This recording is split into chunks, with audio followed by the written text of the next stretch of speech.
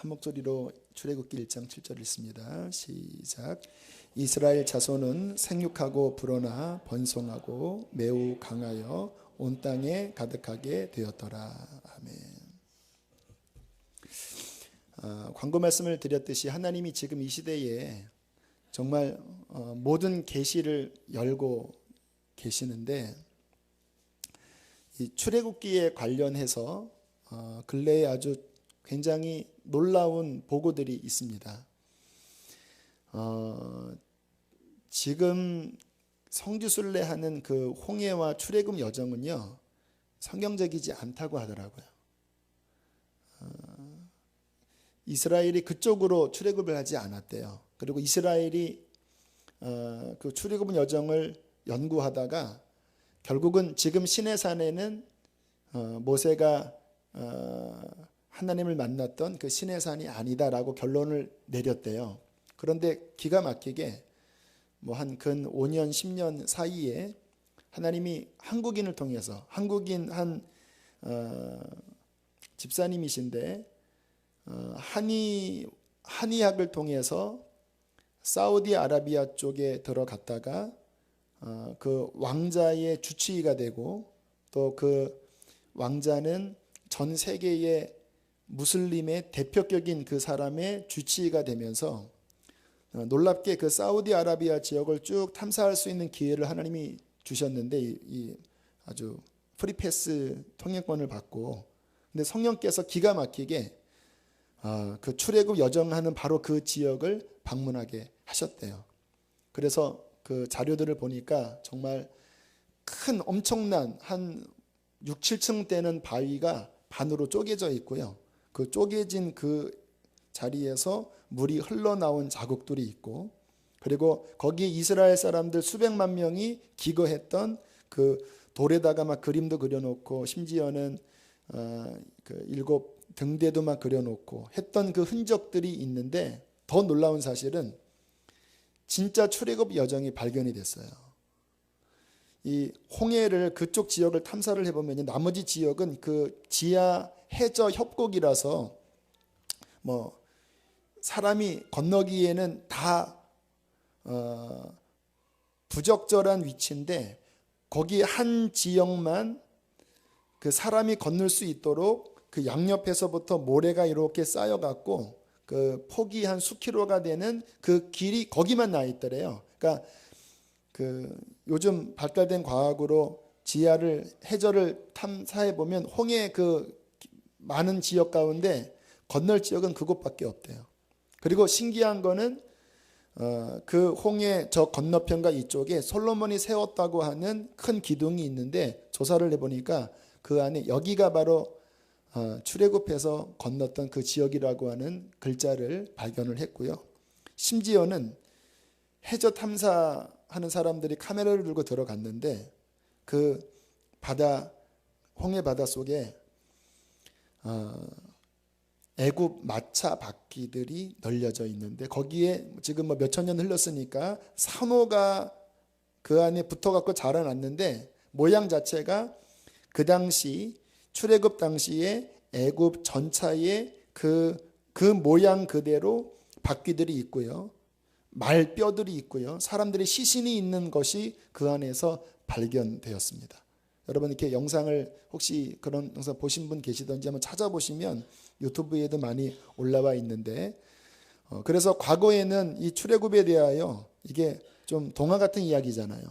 근데 근래 한 10년 이내에 아주 과학적으로, 심지어는 그 당시의 말바퀴까지 마차바퀴까지 다 발견되는 놀라운 일들이 벌어졌습니다. 뭐 그런 게 증거되지 않아도 우리는 다 믿지요. 자, 우리가 이제 성경을 쭉 보실 때 성경을 보는 중요한 관점은요, 구원사적으로 보는 것입니다. 이 성경은 하나님이 우리를 구원하시기 위하여 주신 하나님의 책이잖아요. 그래서 창세기부터 계시록까지 보면 이게 구원에 대한 계시가 점점 넓혀집니다. 계시록 가면 완전하게 드러나지요. 새하늘과 새 땅에서 구원받은 우리들이 하나님과 함께 영원히 지내는 것이 계시록이고, 창세기부터 그 계시가 조금씩 열려져요. 그래서 이제 이 출애굽기 정도에 오면 그 하나님의 구원사적인 계시가 이제 굉장히 창세기보다는 많이 열리고요. 출애굽기에 구원에 관한 하나님의 계시가 꽤 많이 확장된 것을 볼 수가 있습니다. 자, 먼저 우리가 흐름을 보면요. 창세기 12장에 하나님께서 아브라함을 택하신 다음에 어떤 약속을 하시냐면 내가 너로 큰 민족을 이루게 하고 그리고 이 가나안 땅을 차지하게 할 것이고 그리고 너로 말미암아 메시아를 주어서 천하 만민이 복을 얻게 될 것이다. 이렇게 한 3등분의 축복의 말씀을 하나님께서 아브라함에게 하십니다. 그리고 그 말씀이 이제 이루어져 가는 과정에 이 출애굽기가 놓여져 있는 거예요. 자, 창세기 말씀 하나를 좀 살펴보실 텐데요. 46장 자 2절로부터 4절까지를 좀 보겠습니다. 야곱의 12아들 그리고 그 손주들까지 한 70여 명 정도가 기근을 만나서 이제 애굽으로 들어가는 그 순간에 야곱이 하나님 앞에 제사를 드리다가 이러한 하나님의 음성을 듣게 됩니다. 우리 46장 2절부터 4절까지 함께 읽겠습니다. 시작. 그 밤에 하나님이 이상 중에 이스라엘에게 나타나 이르시되 야곱아 야곱아 하시는지라. 야곱이 이르되 내가 여기 있나이다 하매 하나님이 이르시되 나는 하나님이라. 내 아버지의 하나님이니 애굽으로 내려가기를 두려워하지 말라. 내가 거기서 너로 큰 민족을 이루게 하리라. 내가 너와 함께 애굽으로 내려가겠고 반드시 너를 인도하여 다시 올라올 것이며 요셉이 그의 손으로 내 눈을 감기리라 하셨더라. 애굽으로 내려가면 그 애굽에서 큰 민족을 이루게 하겠다. 아브라함에게 말씀하셨던 내가 너로 큰 민족을 이루게 하겠다고 하는 그 약속을 애굽이라는 자궁에서 이루시겠다고 말씀하시는 거예요. 가나안이 아니라 애굽이라는 고센 땅이라는 그 자궁 안에서 하나님이 이스라엘을 엄청난 민족으로 만드시겠다. 그리고 때가 되면 다시 그 민족을 이끌어내어 이 땅으로 돌아오게 할 거야. 내가 함께 할 거야. 라고 말씀을 하신 이후에 이제 거의 400년이 흐른 거예요. 자, 다시 출애굽기로 넘어갑니다. 출애굽기 1장 자 7절 아까 읽었던 말씀이지만 다시 한번 읽겠습니다. 시작.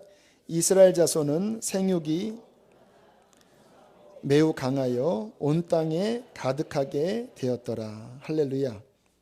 그 하나님의 말씀이 정말 400년 만에 그 애굽 땅 안에서 강성하고 온 땅에 가득한 민족으로 그렇게 번성하게 되었습니다. 우리가 성경을 읽으면서 유의해야 할 것이 뭐냐면 하나님 그분이 하신 약속은 하나님 그분이 신실하게 이루신다라는 믿음입니다. 그래서 그 예수님 복음서에 보면 자주 나오는 말씀이 선지자 누구를 통해서 하신 말씀을 이루려 하심이라는 그 말씀들이 꽤 많잖아요. 하나님께서 하신 그 약속을 하나님 그분은 그 역사를 끌어가시면서 친히 이루어 나가신다라는 것입니다. 그리고 우리의 신앙은 뭐냐면 그 하나님과의 관계 속에서 그분이 하신 말씀을 우리가 늘 기억하면서 그 말씀에 순종하며 살아갈 때 우리의 인생에 하나님의 놀라운 말씀이 성취되어지고 그리고 그 하나님과 함께 동행하는 삶이 우리에게 진정한 복이라는 거예요. 이제 이 개념에 있어서 우리가 좀 정리할 필요가 있다라고 여겨지는데요. 보통 우리들이 생각하는 복은 잘 먹고 잘 살고 나중에 천국 가는 거예요. 그렇죠? 잘 먹고 잘 살고 나중에 천국 가는 것. 물론 이것이 복이긴 하지만 성경에서 하나님이 말씀하시는 복은요, 조금 개념이 달라요. 만약에 하나님이 아브라함에게 하신 그 복이 잘 먹고 잘 살고 천국 가는 것이 복이었다고 한다면 굳이 하나님께서 이스라엘 백성을 애굽으로 보내시지 않는 게 더 나아요. 왜냐하면 그 안에서 400년 지나면서 종살이하고 그리고 그 안에서 나오면서 고생 많이 하잖아요. 차라리 그 가나안 땅에서 뭐 하나님께서 복 주셔서 잘 먹고 잘 살고 천국 가게 하면 그게 더 좋잖아요. 그런데 하나님께서 굳이 이스라엘 백성들을 애굽까지 넣으셨다가 그리고 그 애굽 가운데서 끄집어내실 때 그 많은 고난과 어떤 어려움들, 종살이의 어떤 과정들을 통과하게 하시면서 가나안을 주시려는 하나님의 그 뜻은 우리가 갖고 있는 그 복에 관한 관념과는 좀 다르다는 것을 알 수가 있습니다. 그러면 하나님께서 왜 이스라엘 백성들을 가나안에만 놓지 않으시고 왜 400년 동안 애굽 땅에 넣으셨다가 왜 그러한 과정을 통해서 뽑으셨는지 아세요? 하나님의 계획은 뭐냐면요, 그 성경을 통해서 아브라함을 통해서 이 세상 가운데 하나님 나라의 역사가 어떻게 진행되는지를 그 한 민족을 통해서 계시하시는 거예요. 이해가 되시나요? 하나님께서 아브라함이라는 한 사람을 통해서 한 민족을 만드시고 그 민족을 통해서 하나님의 구원 역사의 샘플을 삼으시는 거예요. 왜 애굽으로 넣은지 아세요?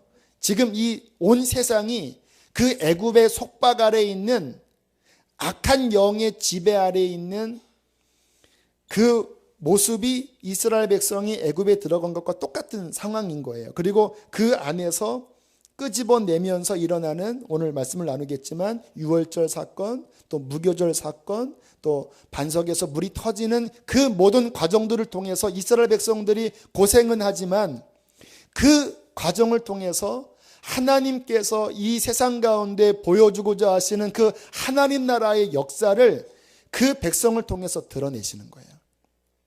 진정한 복은 뭐냐면요, 그냥 잘 먹고 잘 살고 천국 가는 것이 아니라 저와 여러분의 삶에 비록 고난이 있을지라도 우리의 삶을 통하여 하나님 나라의 어떠한 역사에 우리가 동참하고 하나님 역사의 그 놀라운 그 흐름에 우리가 동참할 수 있다면 그것이 오히려 하나님 보시기에 훨씬 더 큰 축복인 것입니다. 지금 전 세계에 고난받는 늘 말씀드리지만 북한 모슬렘 지역의 그 사람들이 우리 눈으로 보기에는 참 안타깝고 불쌍해 보일지 모르지만요, 그 고난을 통하여서 어떤 하나님 나라의 중요한 것들을 그들이 그 안에서 경험할 때 오히려 우리보다 그들이 더 큰 축복을 받는 분이라고 우리는 생각할 수 있는 것입니다. 자, 그렇게 해서 이제 하나님께서 이 출애굽 여정을 통해서 하나님의 구원에 대한 역사를 이제 계시하시기 시작하십니다. 자, 주님께서 처음 이제 모세에게 나타나시죠. 자, 3장으로 넘어가겠습니다. 자, 모세에게 나타나셔서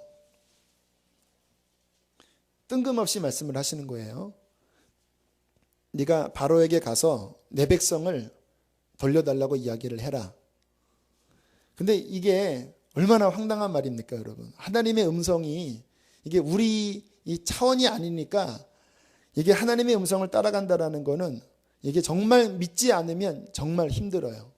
만약에 여러분에게 어느 날 나타나셔서 너는 지금 저 북한으로 들어가서 김정은을 만나고 내 백성을 돌리도 이렇게 이야기를 하라고 말씀하셨다고 하면은 가실 분 있으시나요?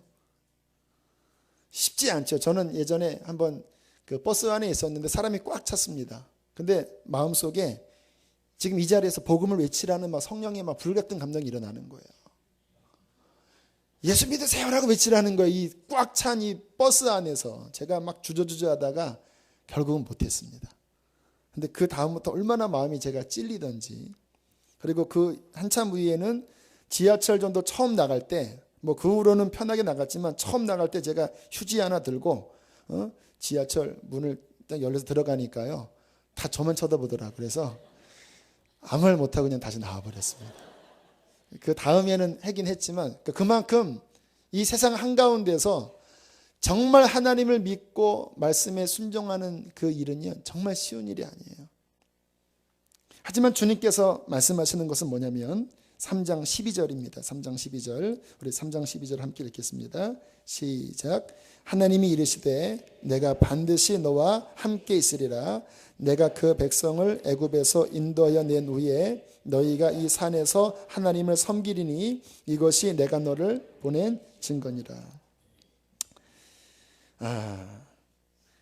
그러니까 주님께서 뭔가를 말씀하실 때 이게 인간적으로 불가능해 보이는 일들이 생깁니다. 주님이 뭔가를 말씀하셨는데 이게 도저히 안 될 것 같은 거예요. 그래서 많은 분들이 주저주저 하잖아요. 그러나 우리가 주님과의 어떠한 이제 동행의 삶을 살 때에 중요한 것은 뭐냐면요. 인간의 눈으로 보기에 불가능해 보일지 몰라도 정말 하나님이 하신 말씀이라면 하나님 그분께서 반드시 이루신다라고 하는 믿음으로 하나님께 반응을 보여야지만 우리는 비로소 주님과 동행하는 삶을 살 수 있는 것입니다. 그러니까 우리가 이제 주님과의 동행에서요, 박자가 잘 맞으셔야 돼요. 하나님께서 왜 모세를 택하셨을까? 물론 처음에는 막 뻗팅겼지만 결국에는 모세 안에 그 하나님을 향한 믿음과 순종이 있었기 때문에 모세를 쓰신 것이 아닌가라는 생각을 하는데, 아무튼 주님께서 어떤 일을 행하실 때 물론 분별해야 돼요. 지금 이제 우리 교회 새로 오신 어떤 분 가운데서는 이제 이쪽으로 이사 오라는 감동을 주셔서 두 가정이, 한 가정은 이제 12월 초에 이사 오기로 작정하고 또 한 가정은 이사한 지가 얼마 안 됐는데 저기 기름동에서, 그런데 하나님이 이쪽으로 오라는 마음을 주셔서 이사 온 지 지금 몇 주 안 됐는데 이사하자마자 집을 또 내놓으셨대요. 그러면서 하나님의 인도하심을 구한다고 그런 이야기들을 말씀을 하시는 것들을 들으면서 이게 하나하나 쉬운 순종은 아니거든요. 그러나 중요한 것은 뭐냐면 하나님께서 말씀하신 거라면 우리가 상황과 상관없이 그의 말씀에 정말 믿음으로 순종하며 나아갈 때 그때 주님과 우리 사이에 서로 박자가 맞으면서 하나님의 놀라운 일들이 이루어질 수 있다는 것입니다. 지금 저와 여러분의 삶에도 하나님께서 지금 모세에게 나타나신 것처럼 내가 너와 함께 할 거다. 그리고 너를 통해서 어떠한 일을 이룰 것이다 라고 지금도 우리에게 하나님은 저는 말씀하신다라고 믿습니다. 거기에 귀를 기울이고 순종하며 나가는 거예요. 지난 복음 인카운터 이후에 주님이 자꾸 기도를 시키세요. 하나님, 이제 이 이후에 우리 교회가 어떻게 나아갈지를 좀 가르쳐 주십시오. 사람들이 성령을 향하여 나아가면서 어떤 영적인 진들이 깨지는 여기까지 나갔는데 아직 제가 보기엔 너무 아직 초보예요. 주님, 정말 제 마음에 막 불타는 마음은 진짜 마지막 시대인데 앞으로 다가오는 이 환란의 강도는 어린아이 같은 믿음으로서는 감당할 수 없는 일들인데 하나님, 정말 한 사람 한 사람을 그때가 언제 올지는 모르지만 정말 그리스도 안에 성숙한 십자가의 군사들로 하나님 좀 세웠으면 좋겠습니다. 그래서 어떤 양육체계에 대한 고민도 하기도 하고 교우들을 어떻게 이 시대에 대한 어떤 문화적인 것들도 파악할 수 있는 어떤 이런 훈련들을 어떻게 받게 할까라는 그런 기도 제목을 하나님이 요즘 새벽에 기도할 때마다 간절하게 주시거든요. 아직은 명확하지는 않아요. 그러나 한 스텝 한 스텝 주님께서 보여주시는 것들은 있어요. 마음속에 제가 믿는 것은 제가 주님의 손을 붙잡고 그분이 말씀하신 것에 제가 최대한 귀를 기울이면서 순종하며 한 걸음 한 걸음 나아갈 때 오늘 모세에게 말씀하신 것처럼 내가 너와 함께 있으리라고 하신 주님의 임마누엘로 인하여 그 하나님의 온전한 뜻이 하늘에서 이룬 것처럼 지금 이 시대에 저는 우리 안에도 이루어질 줄로 믿습니다. 그러한 마음으로 믿음으로 우리가 한 걸음 한 걸음 주님과 동행하는 삶을 사는 것, 이것을 하나님께서 우리에게 원하신다라는 것이죠. 자, 이제 그렇게 해서 주님께서 이제 출애굽에 대한 말씀을 하시기 시작하는데 우리 6장 7절 말씀 하나 잠깐 보겠습니다. 자, 이 출애굽 과정을 이제 우리의 구원 사적인 우리 구원과 서로 대조를 이루면서 오늘 간단하게 출애굽기를 볼 텐데요. 출애굽기 6장 7절 말씀 함께 읽겠습니다. 시작. 너희를 내 백성으로 삼고 나는 너희의 하나님이 되리니 나는 애굽 사람의 무거운 짐 밑에서 너희를 빼낸 너희 하나님 여호와인 줄 너희가. 자, 구원은 뭐냐면요, 애굽 사람 바로의 무거운 짐 밑에 있던 이스라엘을 하나님을 섬기는 구원받은 거룩한 백성으로 빼내는 것이 요 출애굽기의 구원이거든요. 영적으로 보면 사단의 압제 아래에서 신음하는 우리들을 빼어내어서 하나님을 섬기는 거룩한 백성으로 부르시는 것이 하나님의 구원이라는 것입니다. 그 정도로만 짚고요. 자, 그렇게 주님께서 말씀하신 다음에 7장부터 이제 10장까지 10가지 재앙이 쭉 나오지요. 요 10가지 재앙을 보시면서 기억할 것은 뭐냐면요, 이 10가지 재앙은 심판의 성격이 강합니다. 나일강이 피로 변했죠. 무슨 뜻인지 아십니까? 그 당시에 나일강이 신이에요. 이스라엘이 섬기는 신이, 애굽이 섬기는 신이었고, 또 하나는 애굽 사람들이 이스라엘 사람들을 많이 죽였잖아요. 아기가 태어났을 때 막 바다에 던져서 죽였잖아요. 하나님이 심판을 통해서 애굽이 섬기는 신들을 심판하심과 동시에 그들이 하나님의 백성에게 행했던 죄악에 대하여 갚으시는 거예요. 그래서 그들이 하나님의 백성의 피를 흘리게 했듯이 그들도 피를 먹게 하는 거예요. 그 내용이 계시록에서 나오지요. 너희가 내 백성들의 피를 흘렸기 때문에 너희가 피를 마시는 것이 합당하다라는 말씀이 계시록에 있잖아요. 하나님의 그러한 심판이 그 다음에 개구리도 애굽의 풍요의 신이었고요. 황소나 염소 그 가축들이 우박에 맞아 죽었는데 그것도 역시 신이었고요. 태양이 막 흑암으로 변했지요. 태양도 신이었습니다. 바로가 그 태양의 아들이다. 그렇게 말할 정도로 그 10가지 재앙의 모든 대상들은 신을 의미하고 있어요. 자, 출애굽기 12장 12절을 한번 보실까요?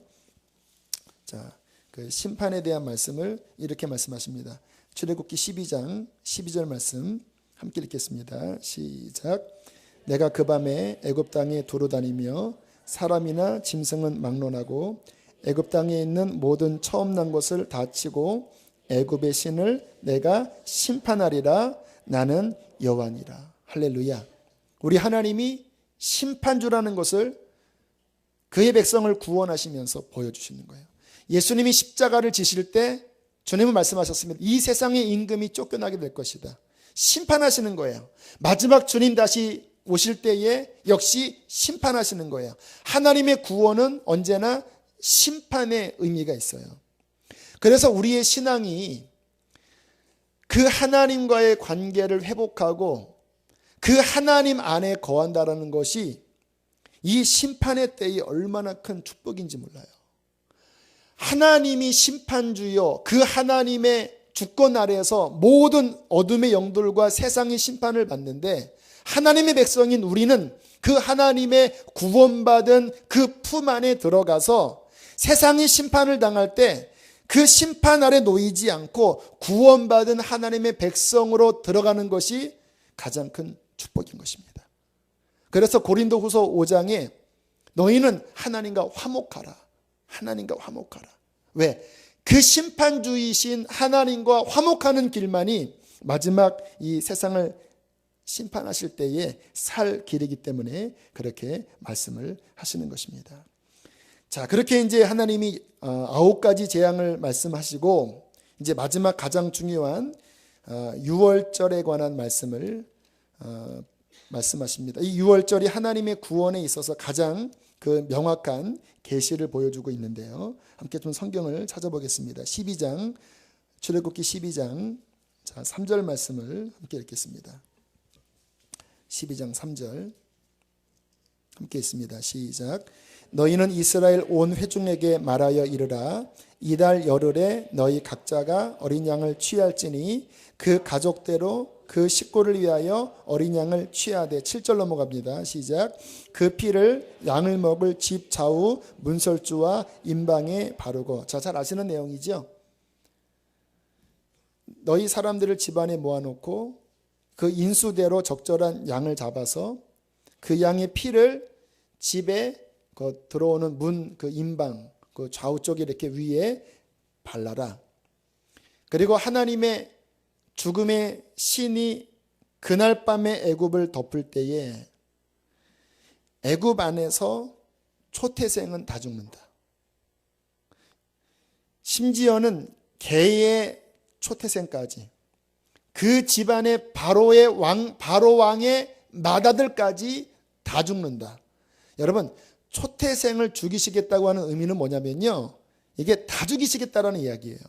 하지만 그 상징으로서 맏아들만, 처음 난 것만 죽인다. 하지만 처음 난 것을 죽이는 것의 의미는 다 죽이는 거다. 그러나 그 죽음이 이스라엘에게도 역시 똑같이 임하는 거예요. 왜? 하나님이 심판을 내리실 때 그 죄악에 대하여 죽이시는 거니까. 죄의 싹은 사망이니까. 잘 들으셔야 합니다. 제가 오늘 다시 출애굽기 정리하다가 하나님이 이 부분을 다시 열어주신 거예요. 그때 했던 거 제 탓만은 아닙니다. 잘 들으셔야 돼요. 출애굽을 하려면, 다시 말하면 구원을 받으려면 반드시 먼저 일어나는 일은 죽는 일이에요. 죽는 일이에요. 애굽에서도 처음 난 것을 다 죽이셨고 이스라엘 안에서도 역시 처음 난 맏아들을 하나님이 죽이실 것이었지만, 그러나 하나님께서 그의 자비를 통하여서 양을 잡아서 양을 대신 죽이고 그 생명의 대속물인 피를 집에 바르면 죽음의 신이 지나가다가 그 피를 보고 그 죽음의 능력을 어린 양이 대신 죽는 곳으로 갚아버리고 그 위를 패스오버 넘어갈 것이다. 물론 이스라엘이 살았지만 그러나 죽은 거예요. 왜? 맏아들을 죽었을 때 이미 다 죽은 거예요. 하지만 어린 양의 피 때문에 산 거예요. 그 다음에 말씀을 보면요, 하나님이 어떠한 법을 제정하시냐면 이스라엘 중에서 모든 초태생은 다 대속해라. 너희 양이나 낙이나 소나 처음 난 것은 다 대속해라. 왜? 애굽에서 나올 때 이미 첫 것은 죽은 거다. 그러면 인간은 어떡하냐? 인간은 죽일 수 없으니까 인간은 어린 양이나 이러한 것들로 대속하라. 그러니까 그 이후에도 하나님께서 계속 이 애굽 상황을 이야기하시면서 처음 난 것을 죽이라고 말씀을 하시거든요. 이게 지금 영적인 의미가 들어있다라니까요. 애굽에서 나오려면 죽어야 된다는 거예요. 그의 백성들은 어린 양이 대신 죽었지만, 그러나 어린 양만 죽은 것이 아니라 하나님의 입장에서는 갈라디아서 2장 20절 말씀처럼, 로마서 6장 3절 4절 말씀처럼 어린 양이 죽을 때 이스라엘도 함께 믿음으로 연합하여서 죽고, 애굽의 옛것은 그 유월절을 통하여서 죽고 이제 새로운 새 피조물로 새 족속으로 애굽에서 나오기를 이 유월절을 통해서 하나님께서 보여주시는 거예요. 그들이 출애굽을 했어요. 하나님께서 그 광야에서 뭐라고 말씀하십니까? 그들이 애굽에서 나왔지만 주님이 유월절을 통해서 옛것을 죽기를 말씀하셨거든요. 하지만 그들이 유월절에서 죽는 것을 그들이 기억하지 못하고 광야에서 내내 애굽의 잔재들을 계속 입으로 쏟아냈습니다. 우리가 차라리 애굽의 고깃가마에서 배부르게 먹었을 때가 더 좋았다. 차라리 우리 애굽 돌아가자. 계속 옛날에 죽지 않은 자아를 그렇게 드러냈을 때 뭐라고 말씀하십니까? 40년 동안 내가 다 죽이겠다. 40년 동안 이 첫 세대는 갈렙과 여호수아, 정말 믿었던 갈렙과 여호수아 외에는 여기서 싹 죽이고 20세 이하의 그 어린 자녀들로 새로운 세대를 일으켜서 정말 옛것이 죽고 새로운 곳으로 살아난 새 세대를 만드셔서 가나안 땅에 들어가게 하신 거예요. 그러니까 우리는 생각할 때 유월절을 통해서 죄 속죄함을 받고 이제 홍해를 건너서 구원받았다, 이것만 생각하거든요. 그렇게 생각하시면 안 돼요.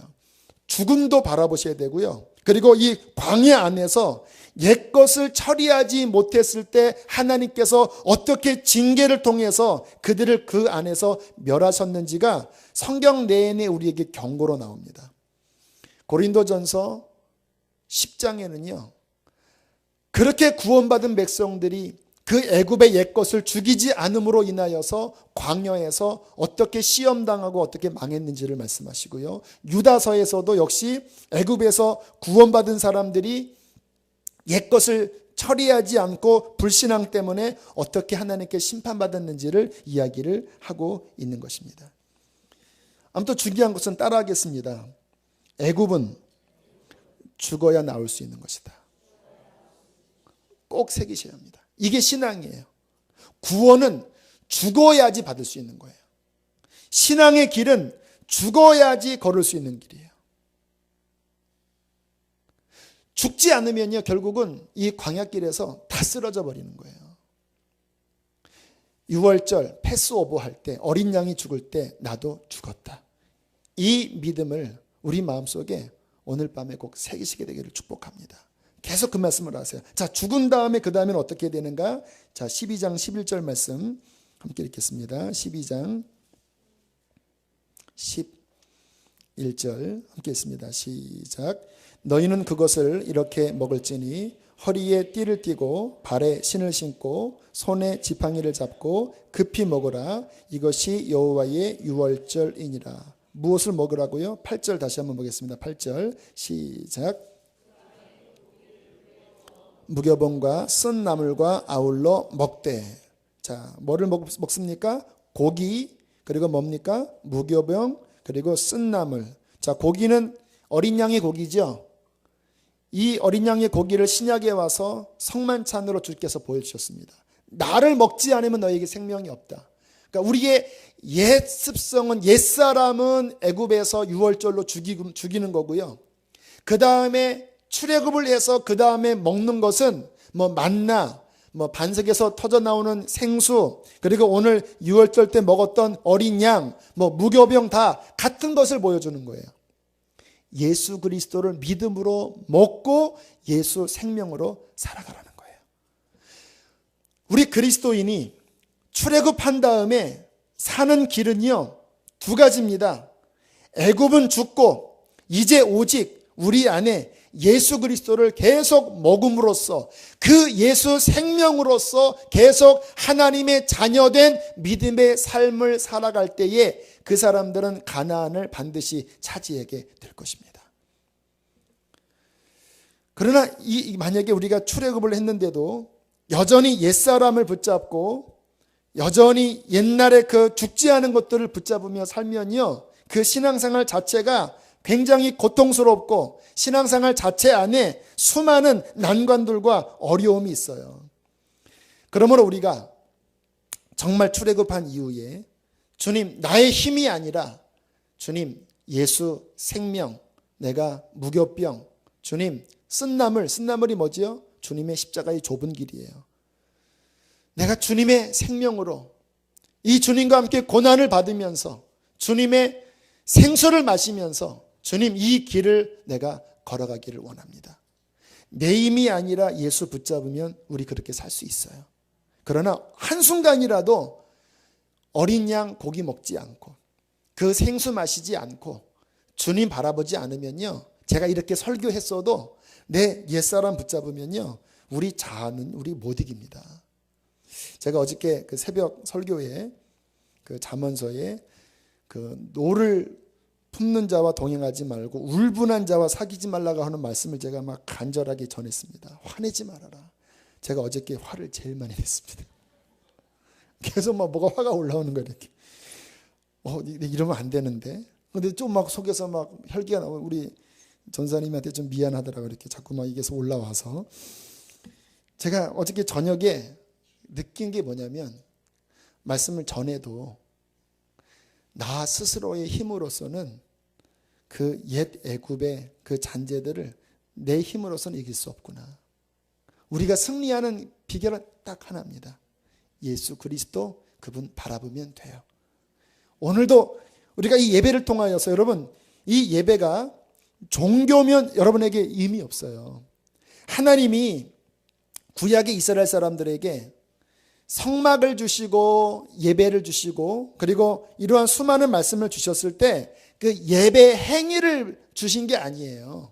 그리고 이 성경책 글자를 주신 게 아니에요. 하나님의 목적은 뭐냐면 이 제사와 이 예배를 통하여서 생명의 근원된 나를 만나라. 이 말씀을 통하여 글자를 보지 말고 이 말씀을 통하여 생명의 근원된 예수 그리스도를 만나라. 제가 그거를 깨달은 다음에 그전에는 그냥 성경을 열심히 연구했다가 주께서 제 마음을 더 한 단계 깊이 하시는 거예요. 이 성경을 통해서 생명의 근원 되시는 예수를 만나는 것. 이게 신앙생활의 본질입니다. 오늘 이 예배를 통하여서도 그냥 한 시간 그냥 어떤 설교 듣고 가는 게 아니라 이 시간을 통해서 예수님을 만난다면 여러분은 오늘 이 출애굽기 말씀에 어린 양을 먹는 거예요. 무교병을 먹는 거예요. 그 예수 생명만이 우리로 하여금 옛것을 벗어버리고 승리할 수 있게 만들어 주는 것입니다. 자, 그렇게 이제 그 어린 양을 발라서 옛것이 죽은 다음에 자, 그다음에 13장으로 넘어가면 자, 중요한 절기가 나오는데 자, 12장 15절로 보겠습니다. 12장 15절. 자, 15절 함께 있습니다. 시작. 이래 동안 무교병을 먹을지니 그 첫날의 누룩을 너희 집에서 제하라. 무릇 첫날부터 일곱째 날까지 유교병을 먹는 자는 이스라엘에서 끊어지리라. 이게 또 무슨 말씀이에요? 이게 유월절과 무교절은요, 이게 같이 붙어 있는 절기입니다. 그래서 이 이후에는 그냥 무교절로도 그냥 한마디로 표현해요. 유월절이라고 말하지 않고 그냥 무교절이라고 표현해요. 근데 이거는 나눠지기는 해요. 유월절은 이제 어린 양을 잡는 거지만 그 유월절 지난 다음부터 일주일 동안 그렇죠? 일주일 동안 떡을 먹어야 되는데 누룩을 넣지 않는 무교병, 그 딱딱한 무교병을 먹어라. 그런데 주님께서 적당하게 말씀하지 않고 만약에 일주일 동안에 누룩을 넣은 유교병을 먹으면 이스라엘에게서 끊어지리라. 이렇게 말씀하시는 것은 굉장히 지금 중요한 강조점을 두는 거예요. 일주일 동안에는 절대 누룩 있는 떡을 먹어서는 안 된다라고 말씀을 하십니다. 누룩은 뭘까요? 고린도 전서 5장에 명확하게 이 누룩에 대한 의미를 말씀을 하셨습니다. 함께 찾아볼까요? 손가락 껴놓고 고린도 전서 5장 6절로 8절을 보겠습니다. 고린도 전서 5장 6절로 8절 함께 읽겠습니다. 시작. 너희의 옳지 아니하도다. 적은 누룩이 온 덩어리에 퍼지는 것을 알지 못하느냐. 너희는 누룩 없는 자인데 새 덩어리가 되기 위하여 묵은 누룩을 내버리라. 우리의 유월절 양 곧 그리스도께서 희생되셨느니라. 그러므로 우리가 명절을 지키되 묵은 누룩으로도 말고 악하고 악의에 찬 누룩으로도 말고 누룩이 없이 오직 순전함과 진실함의 떡으로 하자. 누룩이 뭐냐면 죄를 이야기하는 거예요.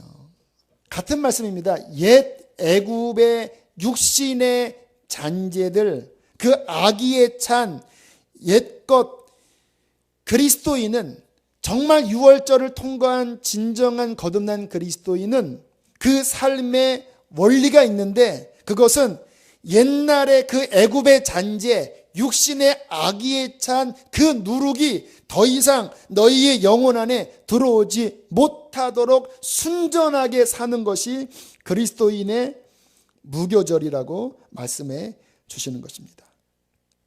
이게 우리 신앙생활의 이제 연습이에요. 우리가 예수님을 믿고 난 다음에 성령의 어떠한 세례를 받은 다음에 절대 이래서는 안 돼요.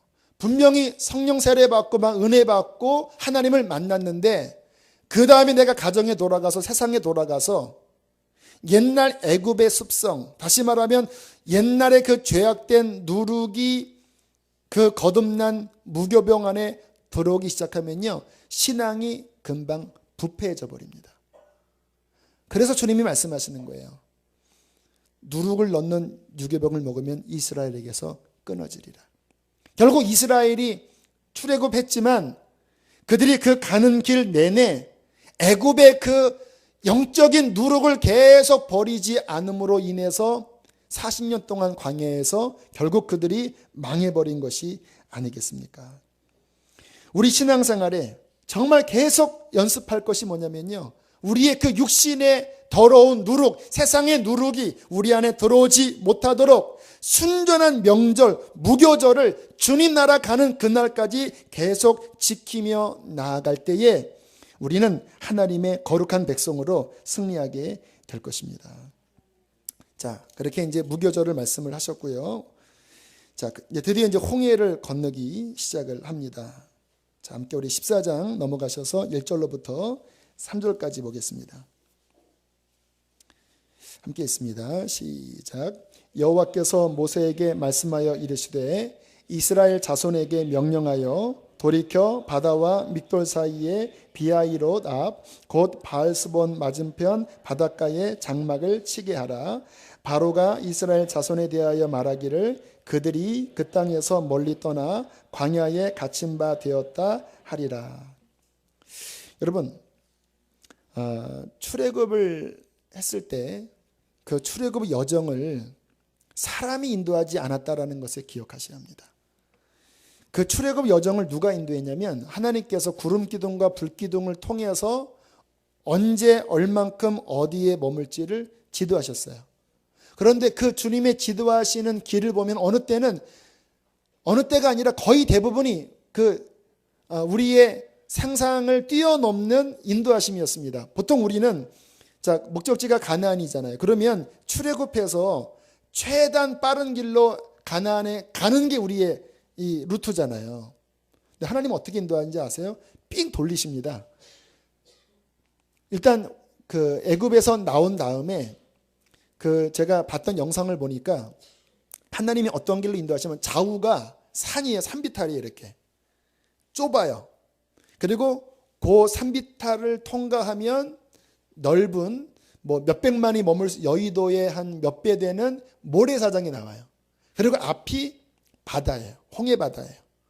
그리고 그 뒤는 이렇게 비탈진 곳으로 산이 둘러싸여 있어서 피할 데가 없어요.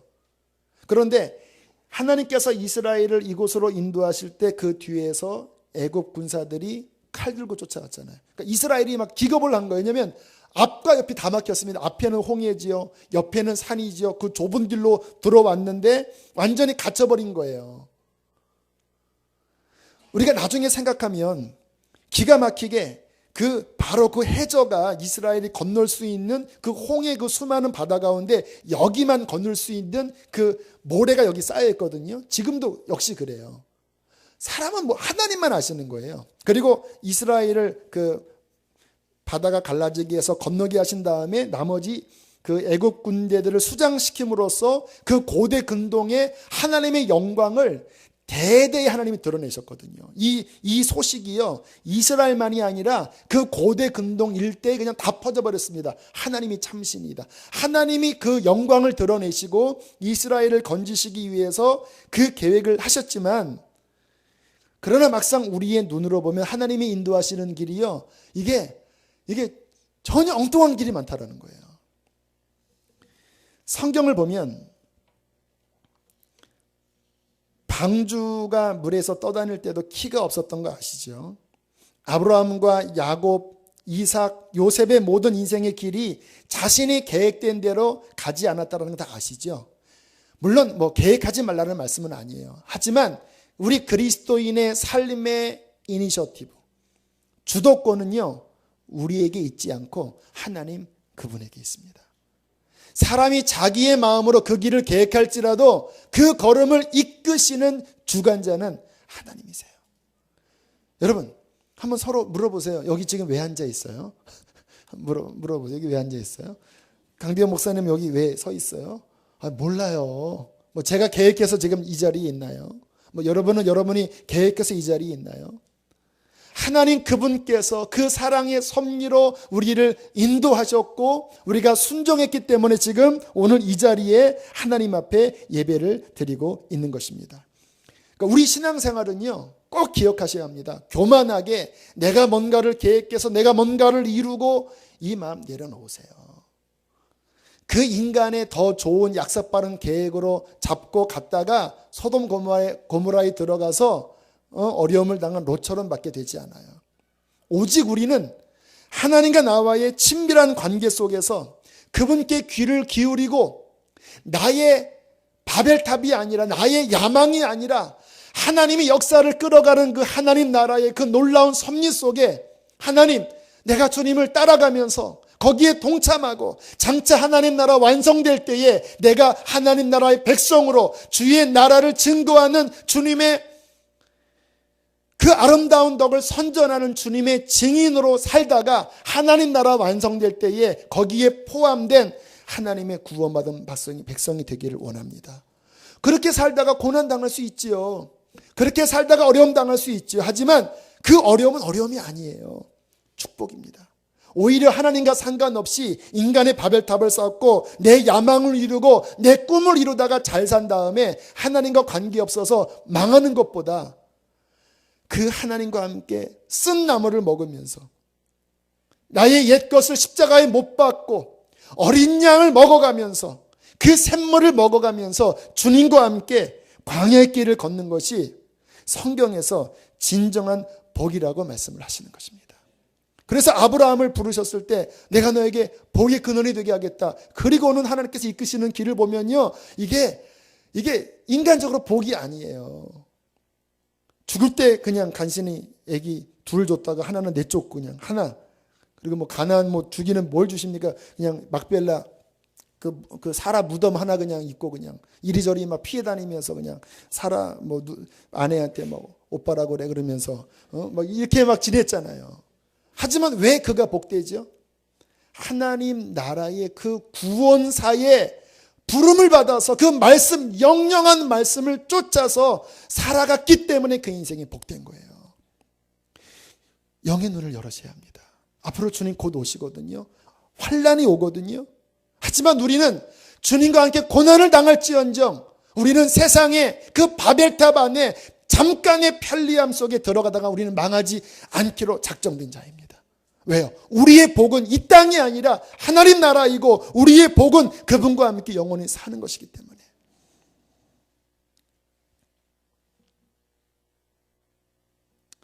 자, 이렇게 홍해를 이제 하나님의 능력으로 건넙니다. 자, 건넜는데 그래서 15장에 가면 막 모세가 노래를 부르고 미리암이 탬버린을 치면서 막 춤을 추면서 막 엄청 기뻐합니다. 막 15장에 보면 뭐 이거는 다 끝난 거예요. 아주 그냥 하면서 막 할렐루야 하면서 엄청나게 찬양을 하다가 자 22절로 마지막 보겠습니다. 22절. 자 22절 함께 봅니다. 15장 22절입니다. 시작. 모세가 홍해에서 이스라엘을 인도하며 그들이 나와서 수르 광야로 들어가고 거기서 살 길을 걸었으나 물을 얻지 못하고 24절까지 마라에 이르렀더니 그 건물이 써서 마시지 못하겠으므로 그 이름을 마라라 하였더라. 백성이 모세에게 원망하여 이르되 우리가 무엇을 마실까 하며 원망 불평하기 시작해요. 지금 구원받았거든요. 그런데 잘 보셔야 합니다. 이스라엘의 외면은 출애굽했습니다. 그리고 하나님의 백성이라는 칭호를 받았어요. 홍해를 지나가면서 세례를 받았습니다. 그런데 하나님은 지금 다루시는 거예요. 뭐냐면 그의 속은 여전히 애굽인 거예요. 분명히 그 유월절 때 죽었어야 할 그 망령의 옛사람이 그 안에 있어요. 근데 이게 언제 드러나냐면요. 뭐 이렇게 지금 앞에 그 15장에 찬양할 때는 드러나지 않아요. 지금 안 드러나요. 근데 언제 드러나냐면 마라에서 드러납니다. 마라는 어떤 곳입니까? 3일 길에 뭔가 어려움이 오고 물이 없고 그리고 기대했던 어떤 내 꿈이, 내 소원이 이제 여기 오니까 이제 마라에 왔으니까 이제 물이 있거든요. 이제 되겠다 하고 딱 물을 마셨더니 쓴물이에요. 바로 그 상황일 때, 내 어떤 육신의 욕구가 충족되지 않는 이 상황일 때 비로소 그 속에 있는 쓴뿌리들, 애굽의 잔재가 여기서 드러나요. 하나님이 이것을 시험하십니다. 구원받은 게 땡이 아니에요. 정말 너는 나의 십자가를 믿고 정말 진정한 신앙인으로서 누룩 없는 무교절로서 그 유월절에서 모든 것이 죽었을 때 애굽의 모든 잔재를 끝내버리고 정말 나를 믿는 참다운 믿음으로 가나안에 들어갈 것이냐. 이것을 하나님이 광야를 통해서 테스트하세요. 자, 또 계속 성경을 보세요. 16장 3절을 보세요. 16장 3절 함께 읽겠습니다. 시작. 이스라엘 자손이 그들에게 이르되 우리가 애굽 땅에서 고기 까마 곁에 앉아 있었을 때와 떡을 배불리 먹던 때에 여호와의 손에 죽었더라면 좋았을 것을 너희가 이 광야로 우리를 인도해 내어 이 온 회중이 줄여 죽게 또 원망하지요. 17장 3절 넘어갑니다. 10장 3절. 자, 1절부터 3절까지 시작. 이스라엘 자손의 온 회중이 여호와의 명령대로 신광야에서 떠나 그 노정대로 행하여 르비딤의 장막을 쳤으나 백성이 마실 물이 없는지라. 백성이 모세와 다투어 이르되 우리에게 물을 주어 마시게 하라. 모세가 그들에게 이르되 너희가 어찌하여 나와 다투느냐. 너희가 어찌하여 여호와를 시험하느냐. 거기서 백성이 목이 말라 물을 찾음에 그들이 모세에게 대하여 원망하여 이르되 당신이 어찌하여 우리를 애굽에서 인도해 내서 우리와 우리 자녀와 우리 가축이 목말라 죽게 하느냐. 계속 애굽 따집니다. 계속 애굽 따져요. 몸은 구원받았는데 이름은 하나님의 백성인데 광야에서 마라에 도착하면, 르비딤에 도착하면 조금만 물이 없으면 그들 속에 처리되지 않는 옛것이 울려 나올 때 주님께서 계속 참고 또 참으시다가 결국 민수기에 가서 마지막 가나안 앞에서 또 그게 나오자 주님께서 그냥 40년을 그냥 돌리시잖아요. 너무너무 중요합니다. 여러분, 우리의 삶에 이 옛것이, 이 누룩이 올라올 때 우리들은 이것을 정말 처리할 수 있는, 정말 죽음을 통과한 진정한 그리스도인으로 서기로 결단하셔야 합니다. 요즘 저는 정신이 바짝바짝 차려져요. 그래서 우리 교우들을 생각하는 마음이 이렇게 졸이고 안타까운 거예요. 진정한 신앙이요, 구약에서도 계시됐고 마태복음에서도 계시됐고 로마서도 계시됐고 계속 같은 말입니다. 정말 구원받은 백성은 죽어야 한다. 정말 구원받은 백성은 옛 애굽, 누룩 이거 끝내야지 가나안에 들어간다. 계속 지금 3주 동안 우리 교회에서 하신 말씀, 정말 천국 갈 자는 그 나라의 열매를 맺는 백성으로서 정말 이것이 십자가를 믿는 자다. 죽어야지 가나안에 들어가는 거예요. 죽어야지 출애굽하는 거예요. 그들이 그렇게 원망하고 불평했을 때 하나님께서 이렇게 말씀을 하십니다. 다시 마지막으로 좀 15장으로 돌아가셔서 자 25절 26절을 봅니다. 25절 26절. 자, 그들이 원망했을 때 무엇을 마실까? 24절에 원망하니까 이렇게 말씀하십니다. 시작. 모세가 여호와께 부르짖었더니 여호와께서 그에게 한 나무를 가리키시니 그가 물에 던지니 물이 달게 되었더라. 거기서 여호와께서 그들을 위하여 법도와 율례를 정하시고 그들을 시험하실세 이르시되 너희가 너희 하나님 나 여호와의 말을 들어 순종하고 내가 보기에 의를 행하며 내 계명에 귀를 기울이며 내 모든 규례를 지키면 내가 애굽 사람에게 내린 모든 질병 중 하나도 너희에게 내리지 아니하리니 나는 여호와를 치료하는 여호와임이라. 자, 법을 정하겠다. 너 나의 말에 순종하고 정말 옛것을 버리고 이제 너희의 중심으로부터 나를 따르는 백성이 되면 애굽에서 내렸던 그 어떠한 질병도 너희에게는 임하지 않을 것이고 너는 정말로 나의 복된 자녀로 서게 될 거야. 이제 너희가 이 애굽에서 나왔다고 한다면 끝내라. 끝내고 정말 복받을 여호와의 말씀을 따라가는 사람으로 살아가라. 너희 속에 조금만 어려움이 오면 그 육신이 아우성스러고 내가 안다. 하지만 정말 복받으려면 그거 끝내라. 그러면서 하나님께서 보여주신 게 신기하게 25절에 보니까 한 나무를 가르치시니 The tree, 어떠한 한 구체적인 나무예요. 그 나무를 쓴 물에 던졌더니 이 쓴 물은 이스라엘을 상징하거든요. 그 나무를 던졌더니 그 쓴 물이 변하여 단물이 되었습니다. 이 나무가 뭔지 아시죠? 십자가예요. 저는 성령께서 그렇게 마음을 주셨는데 주석을 찾아보니까 초대교회 교부들도 이 나무를 십자가로 해석하셨더라고요. 십자가 위에서 내가 주와 함께 죽고 십자가에서 애굽을 끝내고 십자가에서 누룩을 끝내고 이제 정말 하나님 내 속에 예수 생명 쓴 나무를 먹고 예수 그리스도의 그 어린 양 고기를 먹고 생수를 마시고 내가 당신과의 만남 속에서 하나님 이 광야길 끝에 나에게 가나안이 주어질 줄로 믿습니다.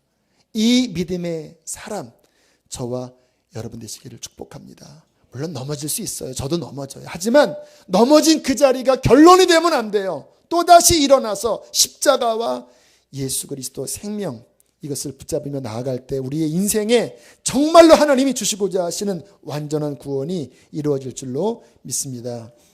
함께 시간 우리 찬양하고 기도합시다. 내가 그리스도와 함께 십자가에 못 박혔나니 그런 적 이제는 내가 산 것이 아니야. 함께 찬양하고 기도합니다.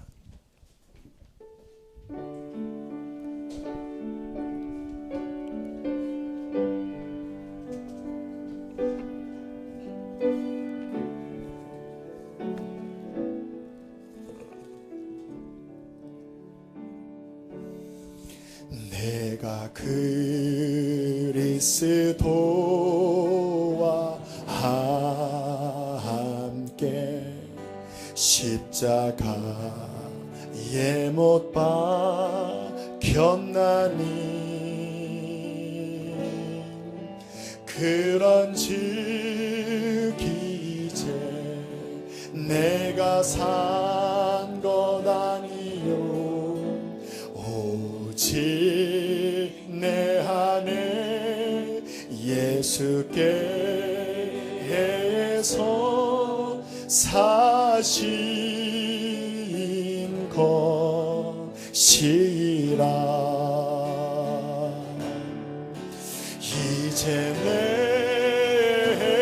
내가 육체가 여러분 마음의 눈으로 십자가를 바라보세요.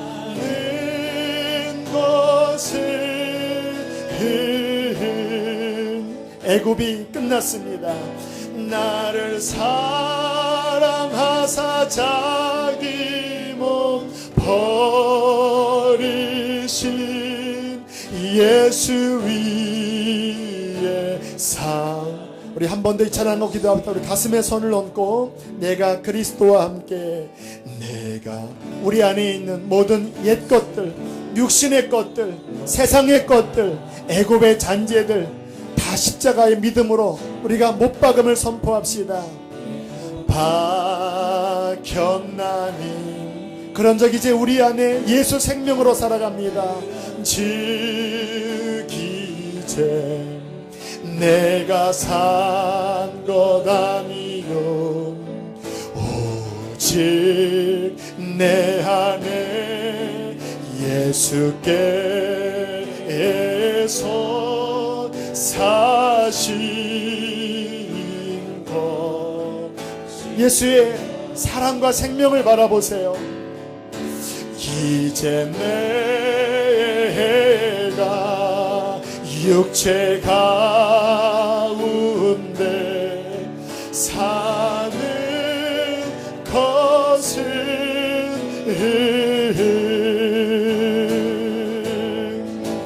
나를 사랑하사 자기 몸